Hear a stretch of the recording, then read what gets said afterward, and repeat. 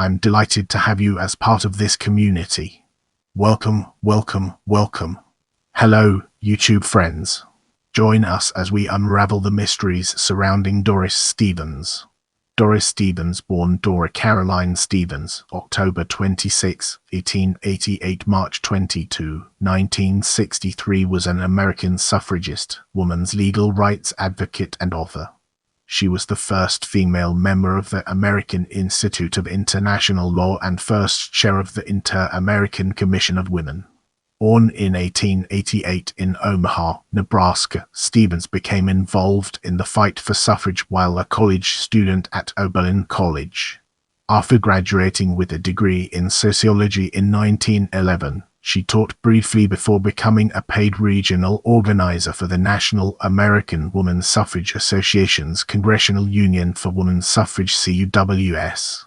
When the CUWS broke from the parent organization in 1914, Stevens became the national strategist. She was in charge of coordinating the Women's Congress, held at the Panama Pacific Exposition in 1915. When the CUWS became the National Woman's Party (NWP) in 1916, Stevens organized party delegates for each of the 435 congressional districts in an effort to attain national women's enfranchisement and defeat candidates who were opposed to women's rights. Between 1917 and 1919, Stevens was a prominent participant in the Silent Sentinels vigil at Woodrow Wilson's White House to urge the passage of a constitutional amendment for women's voting rights and was arrested several times for her involvement. After the 19th Amendment secured women's right to vote, she wrote a book titled Jail for Freedom 1920, which recounted the Sentinels' ordeals. Once the right to vote was secured, Stevens turned her attention to women's legal status. She supported passage of the Equal Rights Amendment and worked with Alice Paul from 1927 to 1933 on a volume of work comparing varying impact on law for women and men. The goal in compiling the data was to obtain an international law protecting women's right of citizenship. The research was completed with the help of feminists in 90 countries and evaluated laws controlling women's nationality from every country. Gaining approval for the work from the League of Nations in 1927, Stevens presented the proposal Pan-American Union in 1928, convincing the governing body to create the Inter-American Commission of Women (CIM). In 1931, she joined the American Institute of International Law, becoming its first female member. In 1933, her work resulted in the first treaty to secure international rights for women. The Convention on the Nationality of Women established that women retained their citizenship after marriage, and Convention on Nationality provided that neither marriage nor divorce could affect the nationality of the members of a family, extending citizenship protection to children. Ousted from the CIM in 1938 and the NWP in 1947 over policy disputes, Stevens became vice president of the Lucy Stone League in 1951, of which she had been a member since the ERS.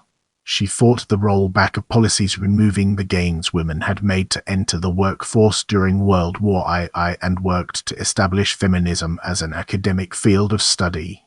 She continued fighting for feminist causes until her death in 1963. Our focus now turns to early life, an important aspect of our discussion. Dora Caroline Stevens was born on October 26, 1888, in Omaha, Nebraska, to Caroline Dean Koopman and Henry Henderberg Stevens. Her father was a pastor of the Dutch Reformed Church for 40 years, and her mother was a first-generation immigrant from Holland. One of 4 children, Stevens grew up in Omaha and graduated in 1905 from Omaha High School.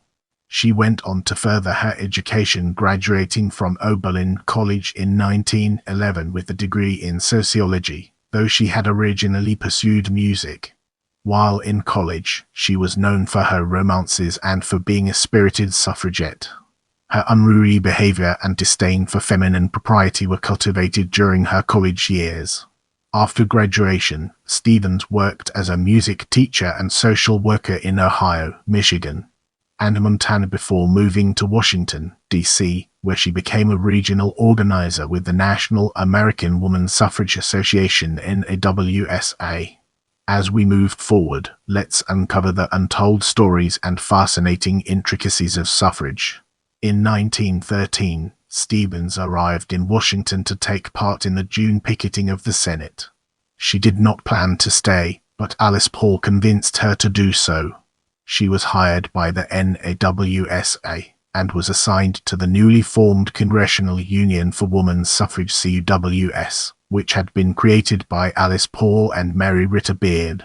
At that time, the Congressional Union was a subdivision of the NAWSA, though it operated independently. Stevens was hired to serve as executive secretary in Washington, D.C., as well as serve as regional organizer, and was assigned the Eastern District. Paul had divided the nation into quadrants of 12 states each and assigned Stevens to the eastern area, Mabel Vernon to the Middle West, and Martin to the far west, and Maud Younger to the south.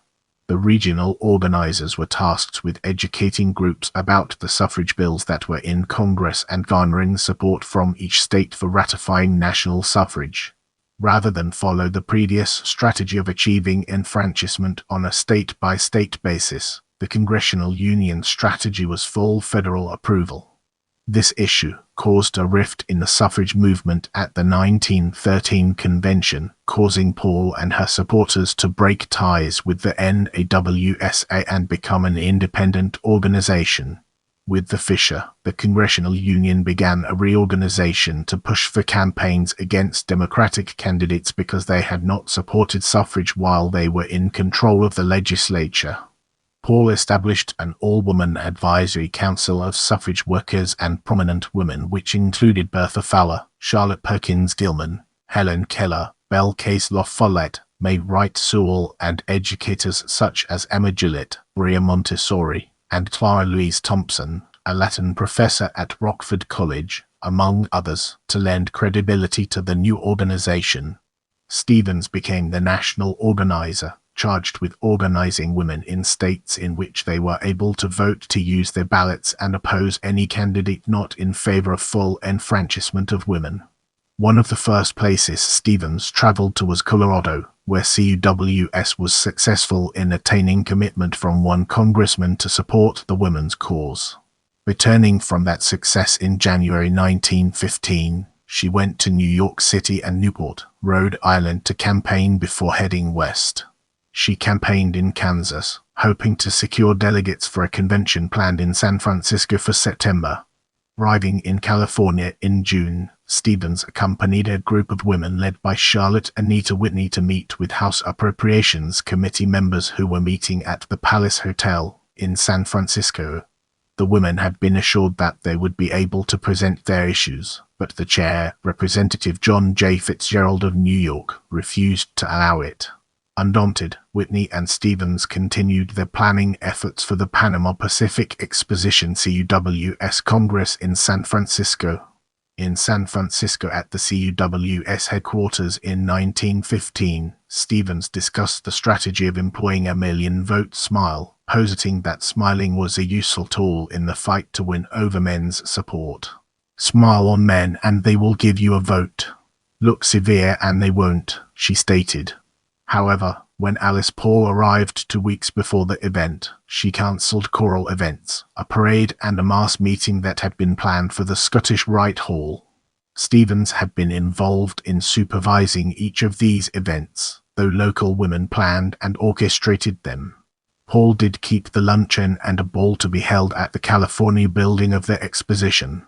After the September Congress, Stevens had planned to remain in San Francisco and run the exposition booth of CUWS, but she was forced to return to Washington because the Eastern delegate Margaret Whitmore had left due to her marriage. Stevens immediately began planning for a convention to be held in Washington in December. At the beginning of 1916, Stevens announced the policy that the CUWS had organized in 22 states and planned on recruiting delegates for each of the 435 House districts. The delegates were required to form committees to press congressional members to favor suffrage and make them aware that their constituents were in favor of women attaining the vote. Another strategy Stevens began implementing early in 1916 required CUWS members to go to other states in which women were allowed to vote, establish residence, and register to vote. In this way, they could vote in state and national elections in the hope of filling the legislature with legislators who favored suffrage. Stevens registered to vote in Kansas that year. On June 5, 1916, the CUWS became the National Woman's Party (NWP), having a single platform to acquire a constitutional amendment for national women's suffrage. After attending the NWP convention in Chicago in June, Stevens headed to a convention in Colorado. By October, Stevens was organizing and managing the NWP election campaign in California.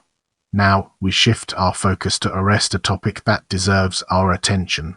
Due to the United States' entry into World War I, some suffragists stopped their activism in 1917 because it might be seen as unpatriotic. Stevens, instead, insisted that it was arrogant of Wilson to fight for democracy abroad when women were not included in democracy at home. In January, after a delegation of NWP members had a disappointing meeting with President Woodrow Wilson, it was decided that they would protest at the White House every day, standing as silent sentinels until Wilson recognized the importance of their cause. The women maintained their post for over a year, disregarding weather conditions and the threat of arrest. Though she performed other organizational tasks, such as organizing the North Carolina branch of the NWP in March, Stevens participated as a sentinel. She and 15 other women were arrested for picketing at the White House on Bastille Day, in July 1917, charged with obstructing the sidewalk, and served 3 days of their 60-day sentence at Occoquan Workhouse before receiving a pardon from President Wilson. The women were placed within the prison population, given no toothbrushes, combs, or toiletries, and were surprised that they were required to share a water dipper with the rest of the prisoners. Stevens met her first husband, Dudley Field Malone, when he represented her for her protest in front of the White House. He had been serving as an Assistant Secretary of State in the Wilson cabinet, but was converted to the suffragist cause and resigned his post. He appeared with Stevens at fundraising events and helped raise thousands of dollars for their cause, which was gaining momentum, as President Wilson finally endorsed enfranchisement. Between 1918 and 1919, Stevens continued alternating speaking engagements and picketing. She was arrested again, along with Elsie Hill, Alice Paul, and 3 Jane Doe suffragists at the NWP demonstration of the Metropolitan Opera House in New York in March 1919. On September 4, 1920, the fight was won when Secretary of State Bainbridge Colby proclaimed the necessary 36 states had ratified the 19th Amendment with Tennessee's ratification.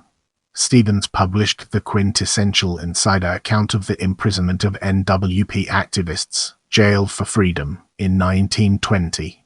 Over the years, Stevens held several important NWP leadership positions, including legislative chairman and membership on the executive committee.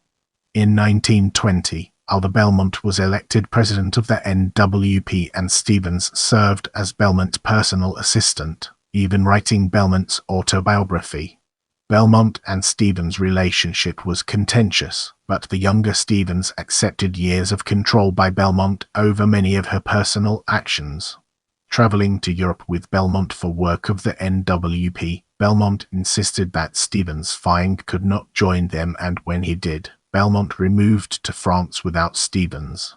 On December 5, 1921, in Peekskill, New York, Stevens and Malone were secretly married by a hardware store owner who was a justice of the peace, and immediately sailed for their 2-month honeymoon in Paris. Stevens announced she would not take Malone's name and would remain Doris Stevens. From the middle of the years, Stevens lived primarily in Croton-on-Hudson, New York, where she became friends with leading members of the Greenwich Village radical scene and bohemians, including Louise Bryant, Max and Crystal Eastman, Edna Street, Vincent Millay, John Reed, and others. Stevens divorced Malone in 1929 after a string of infidelities on both sides and failed attempts at reconciliation. As we embark on the next leg of our journey, let's unpack the layers of equality activism and examine its core elements. The focus of the NWP shifted to equality under the law, including equal employment opportunities, jury service, nationality for married women, and any other provision which legally prohibited women from having full legal equality. In 1923, the Equal Rights Amendment was introduced by Daniel Reed Anthony, Jr., and the women pushed for its passage, lobbying for support from both political parties. Stevens served as vice chair of the New York branch, spearheading the NWP Women for Congress campaign in 1924. Unable to run herself due to her having established a legal residence in France, Stevens worked toward the goal of securing the election of 100 women to Congress in states where female candidates were among contenders for office. The campaign had negligible results and the women shifted back to equality measures. Beginning in 1926, one of the proposals Stevens focused on for the next several years was the Wages for Wives marriage contract. Campaigning vigorously for its adoption, the Wages for Wives proposal called for a flexible contract which split marital assets 50-50 rather than treating married couples as a single entity, and called for women to be paid a wage for domestic services and raising children as a protection for children's continuous support. From the end of the war, a growing belief among women's organizations was the notion that all women faced similar problems as subordinates to men and that combining their interests might lead to gains. At the International Council of Women (ICW) conference held in Washington in 1925, the sentiment was expressed by Lady Aberdeen, welcoming all women to the sisterhood of whatever creed, party, section, or class they may belong. In 1927, Stevens and Alice Paul undertook a massive study of how laws affected women's nationality, studying, for example, if they lost their nationality by marrying or even became stateless. Stevens met with feminists throughout Europe and held public meetings to gather data, including Dr. Louisa Bolt of Havana, Dr. Ellen Gleditsk of Oslo, Crystal Macmillan and Sybil Thomas, Viscountess Honda of the UK, the Marquesa Delta of Spain, Maria Verone of France, and Hon Vakorska of Romania, as well as various officers of the International Federation of University Women and others. Paul reviewed the laws of each country. Together, they compiled a monumental report, which indexed all laws controlling women's nationality from every country in its native language and then translated each law on an accompanying page. Tables were provided for easy comparison and a synopsis of the laws was given. The report was initially prepared for a meeting that was to take place at the League of Nations in 1930 to discuss codification of international laws. Stevens felt that nationality of women should be included in that discussion and spearheaded the research, believing feminism should strive for equal rights for women, and that women should be considered first and foremost as human beings. In September 1927, she attended a preliminary meeting of the League of Nations in Geneva and obtained their unanimous support of her proposal. She continued meeting with women and gathering data until January 1928, when she attended the Pan-American Conference in Havana. Stevens convinced the governing body of the Pan-American Union to create the Inter-American Commission of Women (CIM) on April 4, 1928. The initial Inter-American Commission of Women (CIM) was made up of 7 women delegates who were charged with finalizing the report for the next Pan-American Conference 1933 to review civil and political equality for women. Stevens served as chair of the CIM from its creation in 1928 until her ouster in 1938. By August, Stevens was back in Paris working on the report. She and other suffragists picketed the French president, Gaston Doumbou, in 1928 in an attempt to get the World Peace delegates to support an equal rights treaty. They were dismissively described by a journalist who did cover the event as militant suffragettes, and a Paris paper called the protest an amusing incident. Though arrested, they were released upon providing proof of their identities. In 1929, Stevens returned to the United States and began to study law, taking classes at the American University and Columbia University in international law and foreign policy.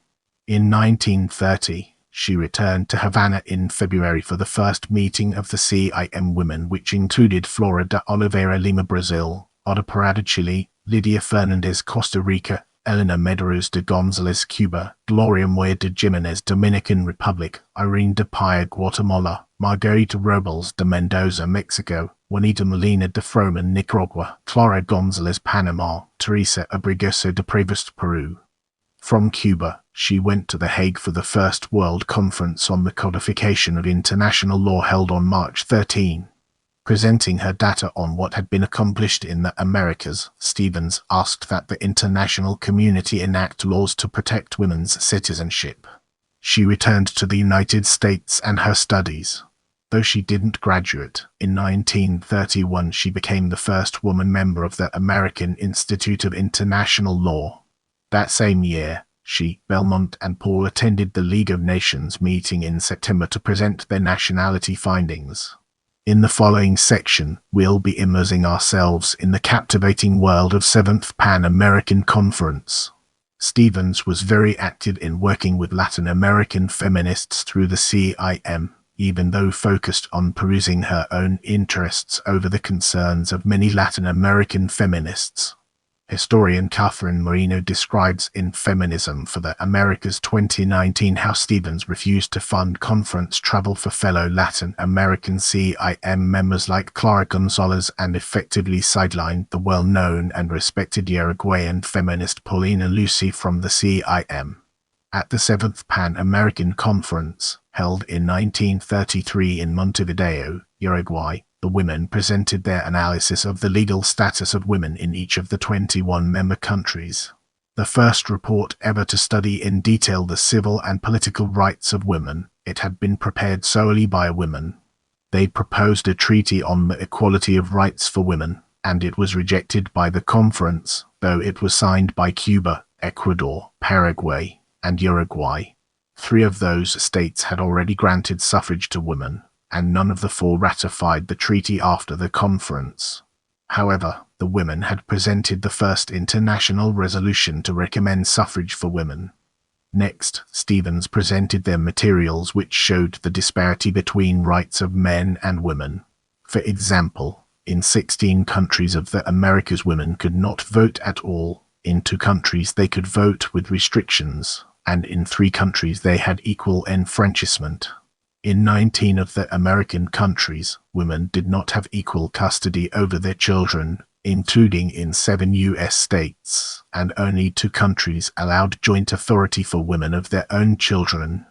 None of the Latin American countries allowed women to serve on juries, and 27 U.S. states prohibited women from participating in juries. Divorce grounds in 14 countries and 28 states were disparate for men and women, and a woman could not administer her own separate property in 13 countries and 2 U.S. states. After reviewing the data, the conference approved the first international agreement ever adopted on women's rights. The Convention on the Nationality of Women made it clear that should a woman marry a man of a different nationality, her citizenship could be retained. The text stated, "There shall be no distinction based on sex as regards to nationality." The conference also passed the Convention on Nationality, which established that neither marriage nor divorce could affect the nationality of the members of a family, extending citizenship protection to children as well. The Roosevelt administration, hoping to get rid of Stevens, then argued that the women's task was completed and the CIM should be abandoned. Not wanting to bow to U.S. pressure, the conference did not vote to continue the CIM, but instead voted as a unit, with the exception of Argentina, to block the U.S. proposal. Now, we shift our focus to later career, a topic that deserves our attention. It would take FDR another 5 years, with the help of the League of Women Voters, to replace Stevens. making the argument that Stevens was appointed by the Conference of the Pan-American States and not as a U.S. delegate. FDR agreed to give permanent status to the CIM if each state was allowed to appoint their own delegates. Securing approval, he then immediately replaced Stevens with Mary Nelson Winslow. Stevens did not go quietly, and the clash continued throughout 1939 with Eleanor Roosevelt backing Winslow and suffragists backing Stevens. Eleanor's objection to Stevens was multi-faced, in that she did not think that the Equal Rights Amendment would protect women, and on a personal level, she believed Stevens behaved in an unladylike manner. In 1940, Stevens was elected to serve on the National Council of the National Woman's Party. The following year, when Alice Paul returned from a 2-year trip to Switzerland to establish the World Woman's Party WWP, difficulties arose.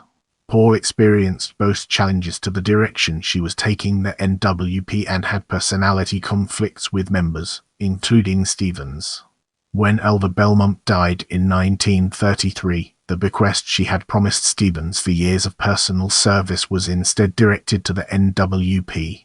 Stevens sued the estate, eventually receiving us, but she believed that Paul had sabotaged her relationship with Belmont. After Paul's resignation in 1945, Stevens did not support Paul's hand-selected replacement, Anita Politzer, and led an unsuccessful attempt to challenge her leadership. Politzer was seen as a figurehead for Paul, and an internal dispute arose over the emphasis on the WWP and international rights rather than domestic organizing. During these tensions, a dissenting faction of NWP members tried to take over party headquarters and elect their own slate of officers, but Politzer's claim to leadership was supported by a ruling of a federal district judge.